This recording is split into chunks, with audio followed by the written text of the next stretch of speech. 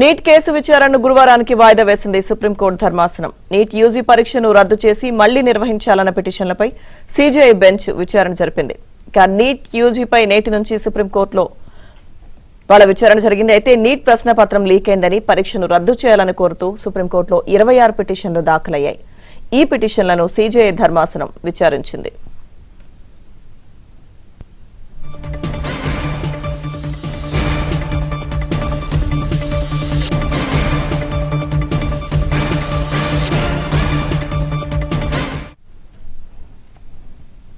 Neat paper leakage వ్యవహారంపై కేంద్రం ఇప్పటికే సుప్రీంకోర్టులో అఫిడవిట్ దాఖలు చేసింది. నీట్ పరీక్ష రద్దు చేయడం హేతుబద్దం కాదని, ఈ చర్య నిజాయితీ కలిగిన అభ్యర్థుల ప్రయోజనాలు దెబ్బతీస్తుందని అఫిడవిట్లో పేర్కొంది.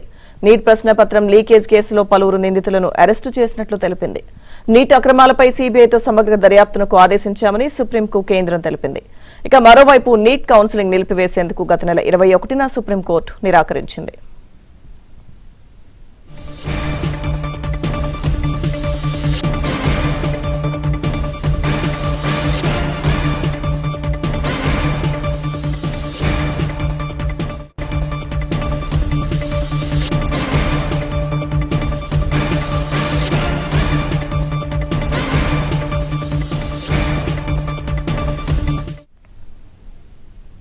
నీట్ కేసు విచారణ గురువారానికి సుప్రీంకోర్టు ధర్మాసనం వాయిదా వేసింది. ఇదే అంశానికి సంబంధించిన పూర్తి అప్డేట్స్ మా ప్రతినిధి సతీష్ అందిస్తారు ఢిల్లీ నుంచి. సతీష్.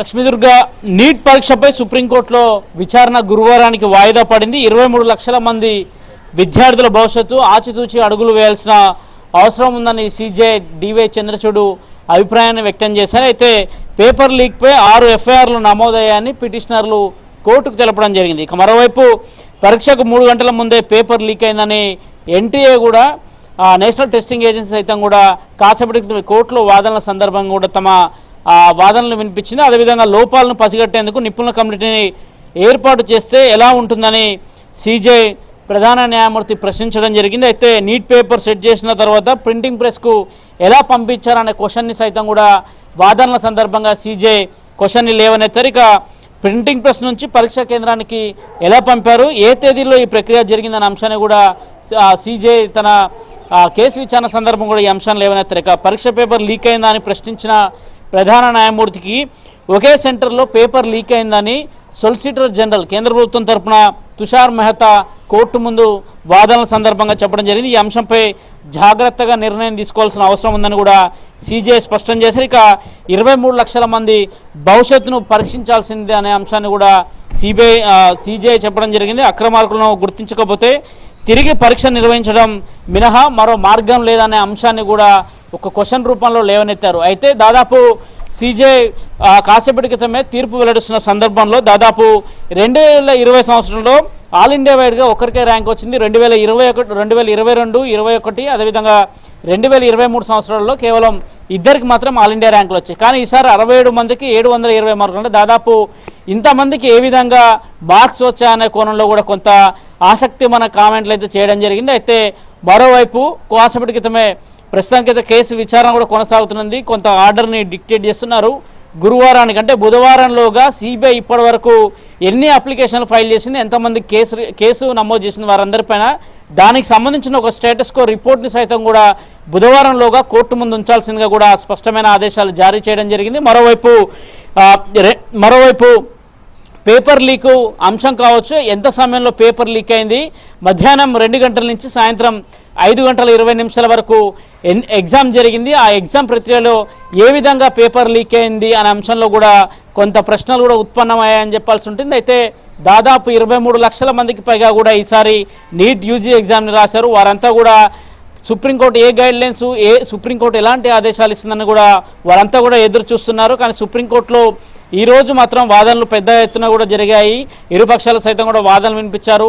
కోర్టు కూడా సీజే ధర్మాసనం కూడా కొన్ని ప్రశ్నలు లేవనెత్తింది. పేపర్ లీక్ గల కారణాలు ఏంటి, ఒకవేళ పేపర్ లీక్ అయితే అది సోషల్ మీడియా లీక్ అయితే దాని ప్రభావం చాలా పెద్ద ఎత్తున ఉంటుందన్న అంశాన్ని కూడా సుప్రీంకోర్టు సిజేఐ స్పష్టం చేసిన నేపథ్యంలో వీటన్నిటిపైన కూడా సమగ్ర రిపోర్ట్ను బుధవారంలోగా కోర్టు ముందు ఉంచాల్సిందిగా కూడా స్పష్టమైన ఆదేశాలు జారీ చేయడం జరిగింది. ఇక కేంద్ర ప్రభుత్వం తరఫున గతంలో కూడా ఒక అఫిడవిట్ దాఖలు చేశారు. అఫిడవిట్లో అనేక అంశాలను పేర్కొన్నారు. ఓవైపు సిబిఐ సమగ్ర విచారణ జరుపుతుంది, మరోవైపు ఇప్పటికే ఈ కేసుకు సంబంధించి ఎంతోమంది విద్యార్థుల జీవితాలు దీంతో ముడిపడిన ఇట్లాంటి పరిస్థితుల్లో ఎగ్జామ్ని తిరిగి నిర్వహించడం హేతుబద్ధకం కాదనే అంశాన్ని కూడా చాలా స్పష్టంగా అందులో పేర్కొన్నారు. అయితే సిజేఐ లేవనెత్తిన ప్రశ్నలో ప్రధానంగా పేపర్ లీక్ అయింది. పేపర్ లీక్ అయితే ఏ టైంలో లీక్ అయింది, పేపర్ను గతంలో నిర్వహించే విధంగా ఏడాది నిర్వహించారు, నిర్వహిస్తే ఎక్కడ లోపాలు జరిగాయనే అంశంలో కూడా కొన్ని ప్రశ్నలను అటు పిటిషనర్లకు కావచ్చు, ఇటు కేంద్ర ప్రభుత్వం తరఫున సొలిసిటర్ జనరల్కి సైతం కూడా కొన్ని ప్రశ్నలు లేవనెత్తారు. అయితే ఈ కేసుకు సంబంధించి గురువారం మరోసారి